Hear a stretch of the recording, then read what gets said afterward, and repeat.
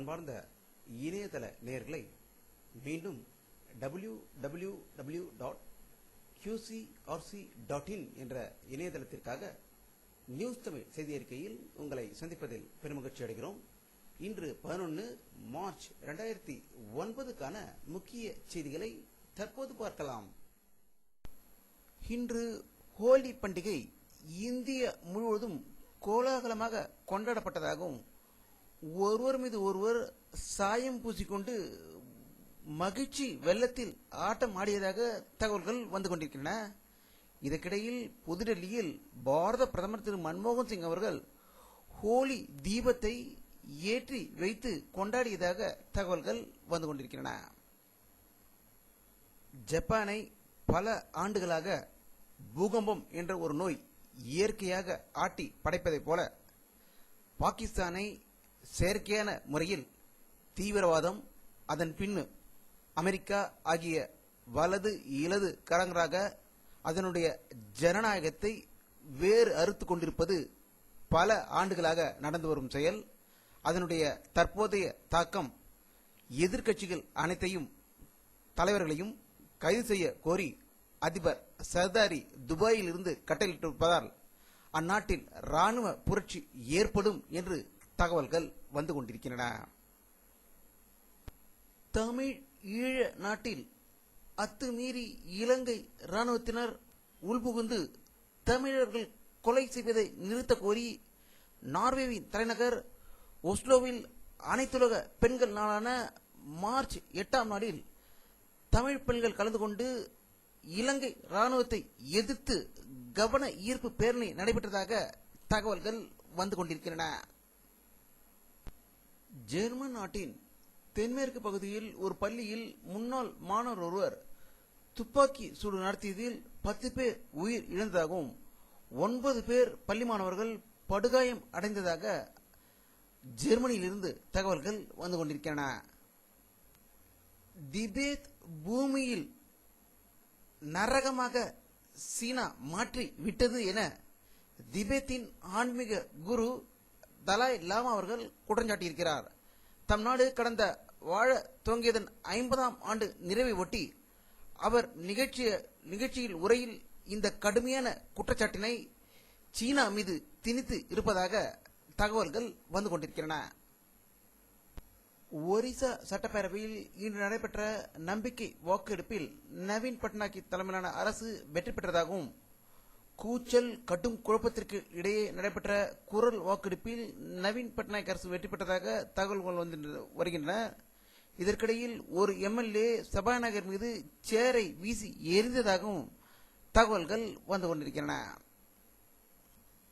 இந்தியாவின் முன்னாள் பிரதமரும் தற்போது 3வது அணியை ஒருங்கிணைக்க ஆசைப்படும் திரு தேவகவுடா அவர்கள் பெங்களூரில் வெளியிட்டுள்ள செய்தியில் நாளை 3வது அணி மீண்டும் அதிகாரப்பூர்வமாக உருவாகுது என்றும் இதில் அதிமுக சார்பாக திரு ஓ பன்னீர்செல்வம் அவர்கள் கலந்து கொள்ள இருப்பதாகவும் தகவல்கள் வந்து கொண்டிருக்கின்றன.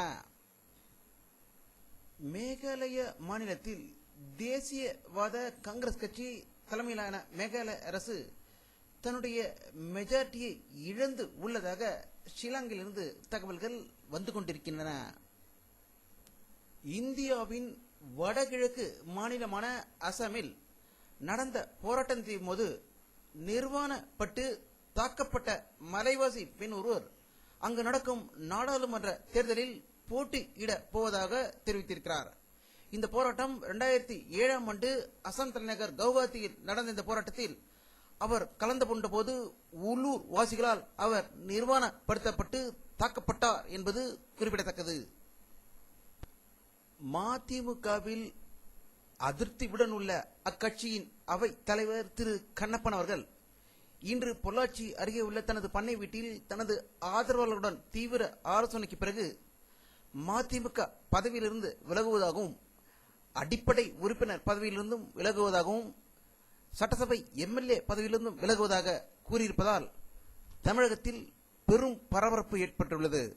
இதை பற்றி நம்முடைய அரசியல் வல்லுநர்களிடம் கருத்து கேட்டபோது தமிழக எதிர்க்கட்சி தலைவி செல்வி ஜெயலலிதா அவர்கள் திமுகவை மைனாரிட்டி அரசு என்று கூறி வருவதை தடுப்பதற்காக தமிழகத்தில் உள்ள எம்எல்ஏக்களை ஒருவராக விலை கொடுத்து வாங்குவதற்கு திமுக பின்னணியில் செயல்பட்டு கொண்டிருப்பது இதன் மூலம் நிரூபணமாகியிருக்குமோ என்ற சந்தேகத்தை எழுப்பியிருக்கிறார்கள். தமிழகத்தில் உள்ள கோர்ட்டுகளில் புதிதாக நியமிக்கப்பட்டுள்ள நீதிபதிகளுக்கு சென்னை கிரீன்வே சாலையில் உள்ள ஜுடிஷியல் அகாடமியில் நீதித்துறை தொடர்பான பயிற்சி இன்று தொடங்கி வைக்கப்பட்டது. இதற்கு சென்னை ஐகோர்ட் தலைமை நீதிபதி திரு கோகலே அவர்கள் பங்கேற்று வாழ்த்து கூறியதாக தகவல்கள் வந்து கொண்டிருக்கின்றன. நியூசிலாந்தில் இந்தியாவிற்கும் நியூசிலாந்திற்கும் நடைபெறும் கிரிக்கெட் போட்டியில் 3வது ஒருநாள் ஆட்டத்தில் இந்தியா அமோக வெற்றி பெற்றதால் 5 நாள் ஒருநாள் போட்டியை இந்தியா மாபெரும் வெற்றி பெற்று அதனுடைய போட்டி கோப்பையை தக்க வைத்துக் கொண்டதாக தகவல்கள் வந்து கொண்டிருக்கின்றன. இதில் ஷேவாக் மிக திறமையாக விளையாடியதாக நியூசிலாந்திலிருந்து தகவல்கள் வந்து கொண்டிருக்கின்றன. வானிலை அறிக்கை 11 மார்ச் 2009 பிற்பகல் 1 மணியில் எடுக்கப்பட்ட சேட்டலைட் புகைப்படத்தை தற்போது பார்த்துக் கொண்டிருக்கிறீர்கள். தமிழகத்தில் திருநெல்வேலியில் உள்ள மேற்கு தொடர்ச்சி மலையில் சிறிது மேகமூட்டமும் ஸ்ரீலங்காவில் அதிக மேகமூட்டம் இருப்பதை காணலாம். அதனுடைய தாக்கத்தினால் கடலோர பகுதியில் மழை பெய்வதற்கான வாய்ப்புகள் இருக்கிறது. மற்றபடி அதிக மேகமூட்டங்கள் இதில் காணவில்லை. வானிலை வல்லுநர்களிடம் இதை பற்றி கேட்டபோது மழை தாக்கம் அதிகம் இருப்பதற்கான வாய்ப்புகள் கம்மியே என்று தெரிவித்திருக்கிறார்கள். இத்துடன் இந்த செய்தி அறிக்கை நிறைவடைகிறது. மீண்டும் நியூஸ் தமிழ் செய்தி அறிக்கையில் உங்களை சந்திக்கும் வரை உங்களிடமிருந்து விடைபெறுவது உங்கள் கே பாலாஜி. நன்றி.